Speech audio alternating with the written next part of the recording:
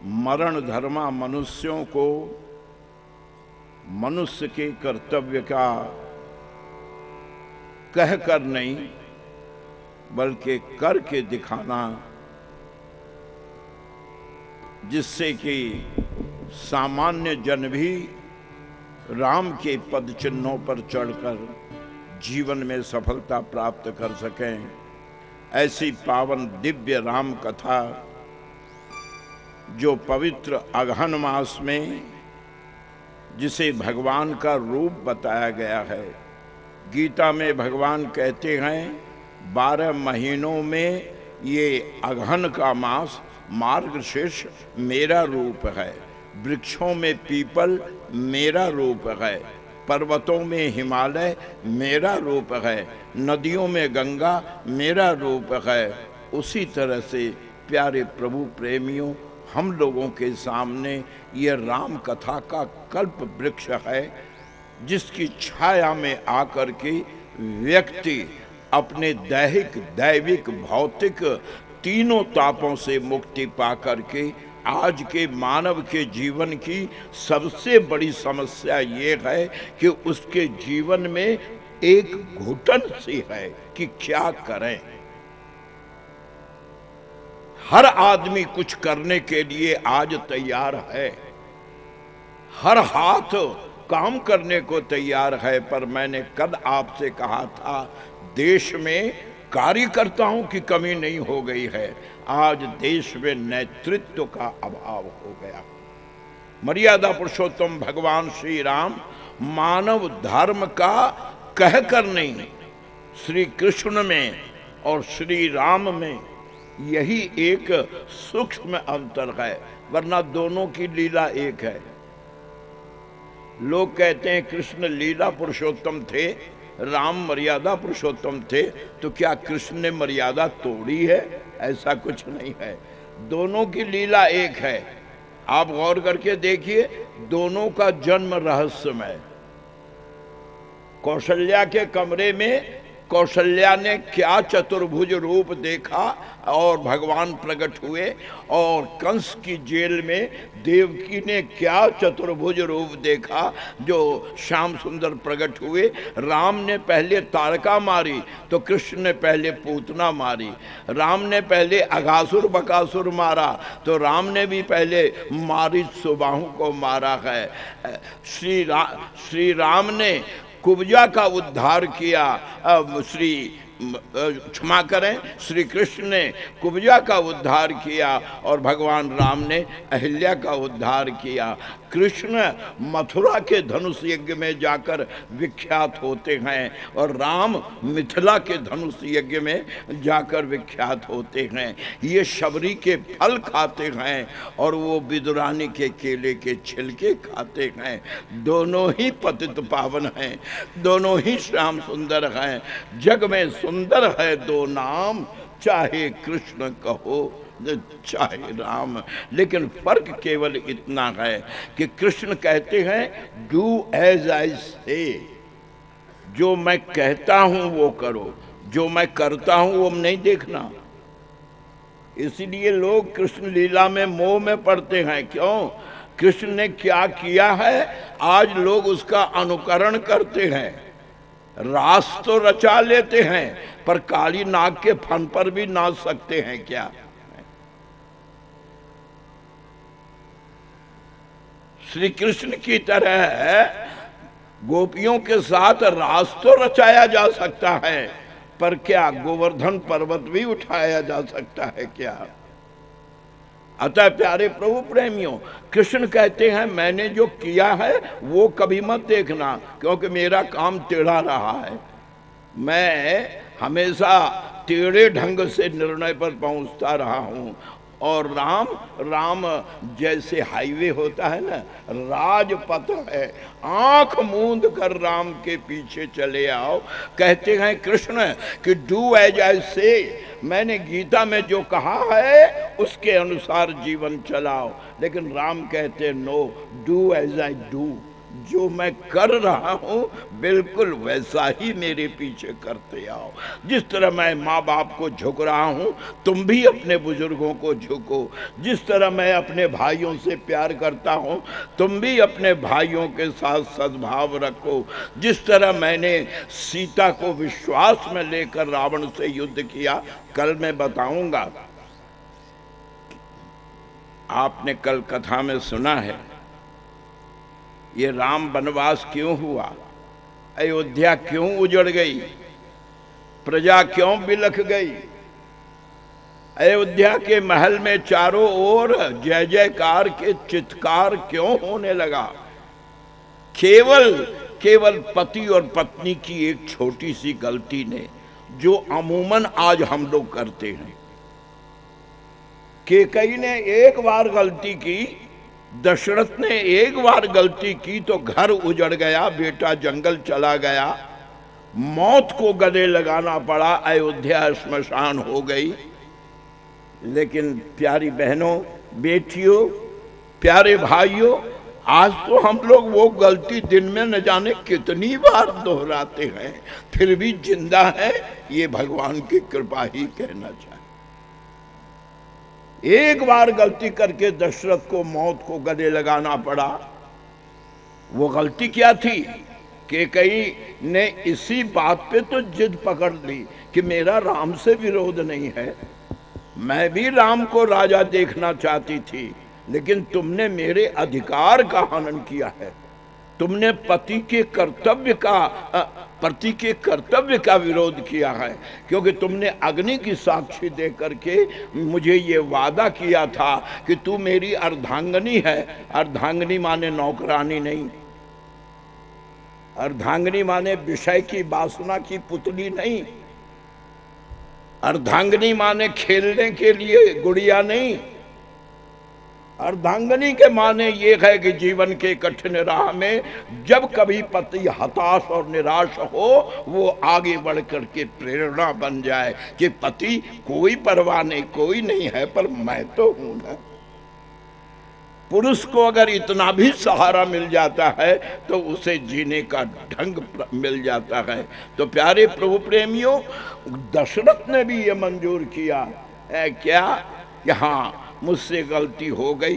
रामायण की चौपाई है कि दशरथ कैकेयी से कहते हैं हाँ भूल तो हो गई, मैं सब की न, मैंने पंचायत से पूछी, गुरु से पूछी, ब्राह्मणों से पूछी, सबसे पूछी, लेकिन जिससे पहले पूछना चाहिए उससे मैंने नहीं पूछी। मैं सब कीन तो ही बिनु पूछे। ये रामायण की चौपाई है, मैंने नहीं बनाई है। तुलसीदास कहते हैं, दशरथ कहते हैं कि कैकेयी मानता हूं कि मैंने जीवन का इतना बड़ा निर्णय लिया, सत्ता परिवर्तन का निर्णय लिया, घर का मालिक बदलने का निर्णय लिया, और मैंने तुम्हें कॉन्फिडेंस में नहीं लिया। क्यों? Over confidence. मेरी बीवी है, क्या कर लेगी, उसे तो मेरी बात माननी पड़ेगी। मेरी घरवाली है, नहीं, वो अर्धांगिनी है। कैकेयी ने दशरथ को मानने को मजबूर कर दिया। ये तो थी पुरुष की गलती। भाइयों, अगर कथा सुनी है तो याद रखो, जीवन में जब कभी भी कोई गंभीर और कठोर निर्णय लो, किसी को विश्वास में लो या न लो, पर अपनी अर्धांगिनी को जरूर विश्वास में लेना। उसके बिना तुम्हारा जीवन कठिन होगा। जो तुम्हारी प्रेरणा की ताकत है, अगर तुमने उसे ही बाधा मान लिया तो फिर जीवन में कैसे आगे बढ़ोगे। और एक गलती कैकेयी से हुई जो आज औरतें जरूर करती हैं। वो गलती क्या थी? इतनी बड़ी संख्या में आप आकर बैठी हो, क्या इसलिए कि मैं चौपाइयां गा बजा करके तुम लोगों का मनोरंजन कर दूं? इस मृत्यु के द्वार पर पहुंचे हुए शरीर को लेकर, इस जर्जर शरीर को लेकर जो सारे देश में भटक रहा हूं, मैं तो हनुमान जी से शिकायत करता हूं कि हनुमान जी 10 साल पहले भाऊ से क्यों नहीं मिलाया। अगर 10 साल पहले मिलाया होता तो कुछ करके दिखाता हिंदुस्तान में कि कैसे कथा के द्वारा दिशा और दशा दोनों बदली जा सकती है। ये राम कथा में प्रगति की आग भी है और चंदन की शीतलता भी है। प्यारे प्रभु प्रेमियों, बेटियों, बड़े ध्यान से सुनो। कैकेयी की गलती क्या थी? दशरथ ने 2 वरदान दिए थे। क्यों दिए थे मालूम है आपको? क्यों दिए थे? लोगों में कहानी है कि युद्ध में कैकेयी ने रथ में उंगली लगाकर दशरथ के प्राण बचाए। मैं आपसे पूछता हूं, अगर गाड़ी का सॉफ्ट टूट जाए, बैलगाड़ी का रथ में 2 पहिए होते हैं, दोनों एक सॉफ्ट पर चलता है, अगर एक सॉफ्ट चल जाए तो एक पहिए में उंगली लगाने से और जो रथ चला रहा है वो पहिए में उंगली लगा सकता है क्या? ये सब बकवास है। सही बात क्या थी?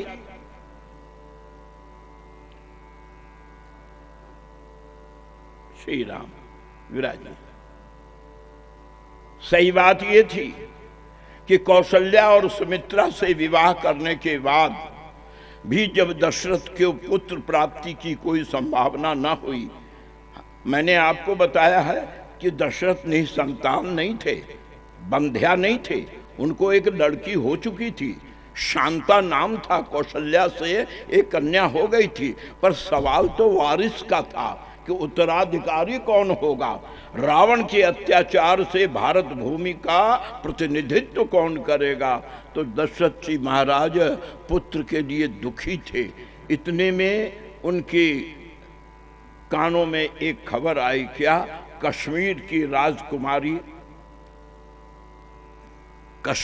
राजकुमारी वशिष्ठ गुरुदेव ने दशरथ से कहा कि दशरथ, मैं यात्रा में गया था, लौटते हुए केकय देश, जिसे आज आप कश्मीर कहते हैं, कश्मीर के राजा केके नरेश, जिनका नाम विश्वजीत था, उनके यहाँ मैं ठहरा तो उनकी लड़की ने मुझे प्रणाम किया। तो मैंने उसकी कपाल और हाथ की रेखा देखी, तो उसमें ये देखा मैंने क्या कि इस लड़की के गर्भ से विश्व का महानतम भक्त पैदा होगा। इस कन्या के गर्भ से ऐसा विश्व मानव पैदा होगा जिसके सामने भगवान भी झुक जाएंगे, भगवान भी छोटे पड़ जाएंगे। तो तुम पुत्र के लिए चिंतित हो। अगर उस लड़की से तुम्हारा विवाह हो जाए तो निश्चित रूप से उत्तम पुत्र तुम्हें प्राप्त होगा। वशिष्ठ की बात सुनकर दशरथ ने केके नरेश को प्रस्ताव भेजा कि मैं आपकी कन्या का हाथ चाहता हूं, लेकिन केके नरेश ने साफ मना कर दिया। केके नरेश ने कहा, इस लड़की की मां पैदा होते मर गई थी, इसे धाई ने पाला है। मंथरा धाई थी जिसने केकई को बचपन में पाला था। प्यारे प्रभु प्रेमियों, लेकिन केके नरेश के एक पुत्र थे, विश्वजीत के पुत्र थे, जिनका नाम युधाजीत था। तो केके नरेश ने अपने बेटे को जिस तरह पाला और पढ़ाया, बिना माँ की केकई को भी उसी तरह पढ़ाया। और केकई इतनी शार्प बुद्धि थी, इतनी तेज बुद्धि थी कि उसने अपने पिता के गुण को अपने भीतर ले लिया। विश्वजीत में खूबी थी, कैसा ही घोड़ा क्यों न हो, लेकिन विश्वजीत आंख से देख लेते थे, घोड़ा ठंडा पड़ जाता था। यानी अश्व की पहचान थी विश्वजीत को, और रथ चलाने में तो उनका कोई जवाब नहीं था। और ये कला केकई ने अपने पिता से सीखी थी। जब वो विवाह करके अयोध्या आई तो एक बार देवासुर संग्राम में जब दशरथ लड़ने के लिए जाने लगे तो प्यारे प्रभु प्रेमियों, सुमंत बराबर सारथी होकर जाते थे। इस बार जब सुमंत तैयार हुए महाराज के रथ को चलाने के लिए, केकई युद्ध वेश में अपने को सजकर आगे आई और सुमंत से बोले, बाबूजी आपने तो बहुत मेहनत की है, अब आप आराम कीजिए, रथ मैं चलाऊं। सुमंत ने कहा, बेटी युद्ध में रथ चलाना कोई मजाक नहीं है, वहां कदम कदम पर मौत मुंह बाए खड़ी रहती है। रथ चलाने वाले के हाथ में ही वीर की जिंदगी होती है। मैं महाराज की जिंदगी को इस तरह नहीं छोड़ सकता, रथ तो मैं ही चलाऊंगा। लेकिन कैकेयी ने कहा आपकी तो ड्यूटी है, कर्तव्य है, पर मेरा तो सौभाग्य है, इसलिए मैं अपने सौभाग्य को किसी दूसरे के सहारे नहीं छोड़ूंगी, रथ मैं चलाऊंगी। कैकेयी की जिद देख करके चक्रवर्ती ने सुमंत से कहा छोड़ो, देखो तो सही क्या होता है। और पहली बार में ही सिर मुड़ाते ओले पड़े। लड़ते लड़ते दशरथ विजय के करीब पहुंच चुके थे कि अचानक दशरथ के रथ का धुरा टूट गया। अब कैकेयी ने सोचा अगर रथ गिरा तो महाराज गिरेंगे और शत्रु जीती हुई बारी हार जाएंगे, शत्रु इन्हें मार डालेंगे।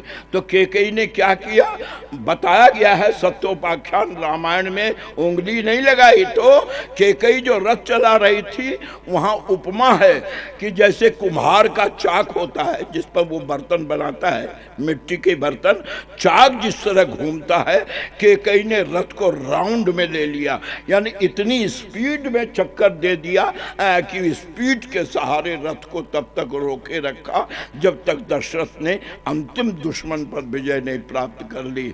जब अंतिम दुश्मन मारा गया तो कैकेयी चीख कर कहते महाराज रथ से कूद जाइए। महाराज बोले अब तो कोई दुश्मन भी नहीं, इस तरह क्यों बोल रही है? बोले बात का समय नहीं, जल्दी कूदिए। महाराज आश्चर्यचकित हुए, ये किस तरह बात कर रही है। महाराज को कुछ सोचते देखकर कैकेयी झुंझलाकर एक हाथ से रथ संभाल कर दूसरे हाथ से उसने महाराज को रथ से धक्का देकर नीचे धकेल दिया। महाराज रथ से बाहर गए, इधर कैकेयी भी कूद कर दूसरी ओर गई। महाराज जब उठकर खड़े हुए तो अवाक, रथ का पता नहीं, लकड़ियों का ढेर, चूर चूर रथ। महाराज अवाक हुए, कैकेयी से कहा ये क्या? बोले महाराज रथ का धुरा तो बहुत पहले टूट। आप लोगों ने आजकल देखा होगा मौत के कुएं में मोटरसाइकिल वाले स्पीड पर ऊपर तक ले आते हैं, अब तो कार भी ले आते हैं। क्यों? वो स्पीड के कारण। कैकेयी ने अपने हाथ की कुशलता के कारण रथ को बचा करके महाराज ने हृदय लगाकर युद्ध भूमि में कहा कैकेयी अब ये जिंदगी तेरी है। मेरी दोनों महारानियां कौशल्या सुमित्रा तो घर में बैठी देवी देवता मना रही हैं, लेकिन तूने कदम से कदम मिलाकर मेरे जीवन का साथ दिया है, इसलिए मैं तुझे 2 वरदान देता हूं। कैकेयी ने कहा बेकार की बात है, मैंने कोई नया काम तो नहीं किया, हर स्त्री अपने सौभाग्य की रक्षा करती है, मैंने अपना कर्तव्य किया। दशरथ ने कहा तुम्हारी मर्जी, मैंने तो दे दिया, जब तुम मांगो, जब तुम्हारी इच्छा हो 2 वरदान मांग लेना। भाइयों वहां से लौटकर कैकेयी ने अयोध्या में महल में किसी को नहीं बताया, खासकर कौशल्या सुमित्रा को तो बिल्कुल नहीं, कि मुझे पति ने 2 वरदान दे दिए। क्यों? ईर्ष्या होगी, घर में ईर्ष्या होगी कि पति से ये 2 वरदान ज्यादा हमसे हक रखती है, कभी भी 2 वरदान के सहारे ये हमें उजाड़ सकती है, तो व्यर्थ में मेरी सौतों को कौशल्या सुमित्रा को कष्ट होगा, इसलिए कैकेयी ने वरदान की चर्चा किसी से नहीं की। लेकिन जो औरतें एक गलती करती हैं, एक दिन मंथरा कैकेयी की चोटी बना रही थी, बनाते बनाते मंथरा ने कहा क्यों कैकेयी, महाराज की तो 2 रानियां और भी हैं, तुम्हें कितना प्यार करते हैं। बस गलती कर गई कैकेयी, क्या?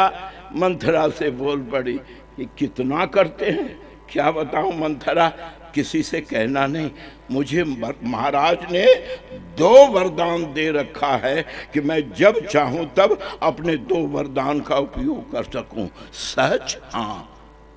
कैकेयी तो भूल गई थी, रामायण में प्रमाण है कि कैकेयी को याद नहीं था, न दशरथ को याद था। क्यों? पति पत्नी के बीच हजारों बातें होती हैं, पति पत्नी कौन कितना याद रखे, कौन कितना संभाले। लेकिन प्यारे प्रभु प्रेमियों, जिस समय मंथरा ने कहा कल राम को राज अगर हो गया तो भरत निकाले जाएंगे और तुम्हें कौशल्या की सेवा करनी होगी, तो ध्यान दो, अगर कैकेयी को वरदान याद होता तो वो कहती मेरे पास 2 वरदान है, पर ऐसा नहीं बोली कैकेयी। मंथरा से कहती है नैहर जन्म भरब बर जाए, मैं अपने बाप के घर चली जाऊंगी पर सौत की सेवा नहीं करूंगी। तब मंथरा ने कहा क्यों जाओगी, तुम भूल गई? बोले क्या? अब रामायण की चौपाई है, मैं नहीं कह रहा हूं, मैं केवल बोल रहा हूं। मंथरा कैकेयी से कहती है कि महारानी तुमने मुझे एक बार बताया था, भामिनी कहे वो कथा मोहि पाही, क्या कि तू ही वरदान भूप सन थाती, तुम्हारे 2 वरदान है, आज उसका फायदा क्यों न उठाओ। ये गलती है कैकेयी की। याद रखो, अगर घर में तुम्हें कोई तकलीफ भी हो, कमरा बंद करके रो लेना, लेकिन कभी किसी गैर से अपने घर की बात कभी मत कहना। कैकेयी ने मंथरा को अपने परिवार की राज बता करके अपना सब कुछ गंवा दिया। इसलिए अगर परिवार में कभी तकलीफ भी हो तो चाहे कमरा बंद करके घुट करके रो लेना, कुछ भी कर लेना, लेकिन गैर के सामने अपने घर की इज्जत का। आज बहुएं, कोई पड़ोस की औरत आई, सास की निंदा करने लग गई, कोई बहू की निंदा करने लगे, उसमें ये भी हाँ में हाँ मिलाने लग गई। नतीजा ये हो गया कि तुम्हारे घर का राज घर के हाथ में चला गया और मौके पर वो उसका फायदा उठा सकता है।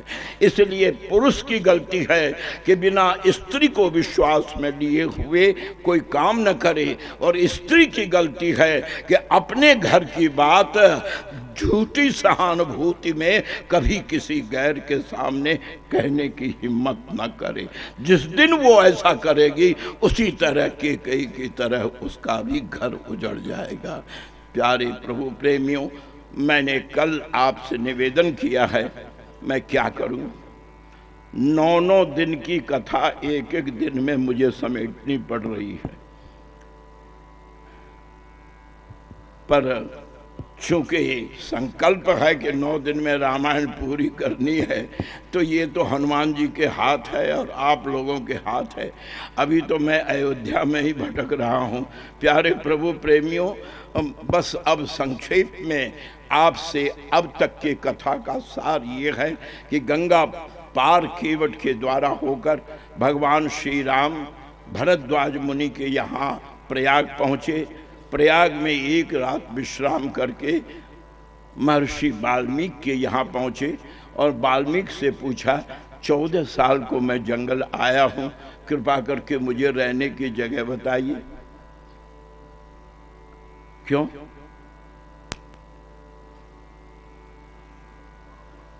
आज सारे जगत को जगह देने वाला खुद जगह तलाश रहा है। वाल्मीकि से कहते हैं मैं 14 साल को जंगल आया हूँ, मुझे कोई जगह बताइए जहाँ मैं जानकी लक्ष्मण के साथ कुछ दिन रह सकूं। कैसी जगह चाहिए? हम भी तो जगह की तलाश करते हैं। अगर नए शहर में ट्रांसफ़र हो गया तो अपने मित्र से कहते हैं भाई कोई ऐसी जगह देखना, पोस्ट ऑफिस नज़दीक हो, बाज़ार भी नज़दीक हो और स्कूल भी बच्चों के लिए नज़दीक हो, स्टेशन भी ज़्यादा दूर न भागना पड़े और पड़ोस भी अच्छा हो और पानी और बिजली की भी तकलीफ ना हो, ऐसी जगह देख लेना, यानी हमें सुविधा हो। हम जगह चाहते हैं अपनी सुविधा की। हम में और राम में फ़र्क क्या? वाल्मीकि ने कहा तुम कैसी जगह चाहते हो, भगवान राम ने कहा मैं अपनी सुविधा नहीं चाहता हूँ, तब मैं ऐसी जगह चाहता हूँ। बहुत ध्यान दो, राम किसे कहते हैं? राम कहते हैं कि मैं ऐसी जगह चाहता हूँ जहाँ मेरे रहने से किसी दूसरे को असुविधा न हो, जहाँ मेरे रहने से किसी दूसरे, मेरी सुविधा की परवाह नहीं। क्यों? मैं तो जंगल आया हूँ, लक्ष्मण जैसा भाई और जानकी जैसी पत्नी साथ है, तो मैं तो जंगल में भी स्वर्ग बना लूँगा। लेकिन मुझे जगह वो चाहिए जहाँ मेरे रहने से मुनि उद्वेग न पावे कोई, किसी दूसरे को तकलीफ ना हो। यही है अच्छे इंसान का धर्म।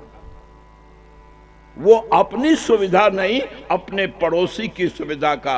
एक बार सरदार पटेल ने महात्मा गांधी से पूछा था, ये हरिजन में निकला था, घटना 1933 की है। ये पूछा था कि बापू आप आज़ादी आज़ादी तो कर रहे हो, पर हमारी आज़ादी का डेफिनेशन क्या है, आपकी आज़ादी का डेफिनेशन क्या है?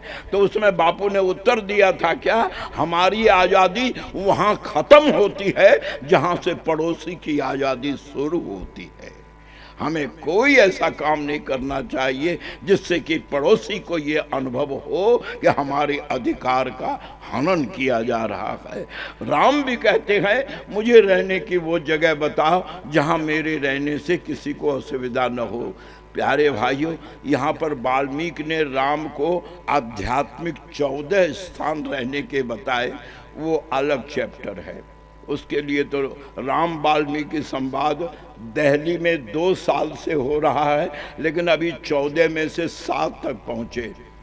मुरारी बापू ने कहा अगला 7 जब पूरा हो तो वो भी जरूर दे देना बाबा, क्योंकि ये तो आज तक हुआ ही नहीं। राम वाल्मीकि संवाद में यानी 2 वर्ष हो चुके हैं, लेकिन अभी भी 14 में से 7 स्थान ही मैं पहुंच पाया हूँ। अब अप्रैल में 8वें से लेकर के आगे जहाँ तक हो फिर लोगों ने आयोजित किया है। तो कहने का मतलब ये है कि वाल्मीकि ने राम को वैसे आध्यात्मिक 14 जगह बताया, लेकिन फिर अंत में कहते हैं, राम मैं समय के अनुसार आपसे कहता हूँ, चित्रकूट गिरि करहु निवासु। पास में ही चित्रकूट पर्वत है, वहाँ अत्रि ऋषि अनसुईया के साथ पास ही में रहते हैं। अनसुईया आश्रम है, अत्रि आश्रम। जो लोग चित्रकूट गए होंगे उन लोगों ने दर्शन किया होगा।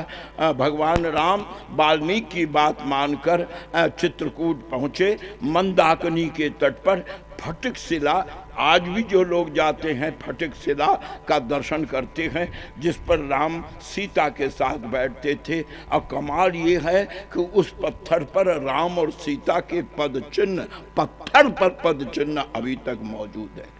उसे घेरा डाल दिया गया है, लोग जाकर दर्शन करते हैं। तो प्यारे प्रभु प्रेमियों, वाल्मीकि के कहने पर भगवान राम चित्रकूट में जाकर के विश्राम करते हैं।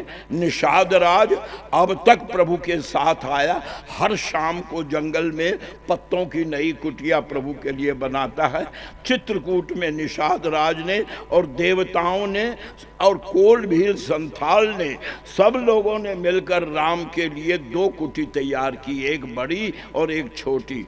बड़ी राम सीता के विश्राम के लिए और छोटी भंडार के लिए। लक्ष्मण के लिए कुटी नहीं बनी। क्यों? इसलिए कि लक्ष्मण का संकल्प था कि जब तक मैं 14 वर्ष राम की सेवा में हूँ तब तक नींद, भोजन और स्त्री, नींद नारी भोजन सत कोटि, नींद स्त्री और भोजन, इन तीनों का परित्याग करता हूँ। क्यों? अगर इन तीनों का संपर्क रहा तो राम सेवा में बाधा पड़ेगी। मैं सोया रहूँगा, राम को कष्ट होगा।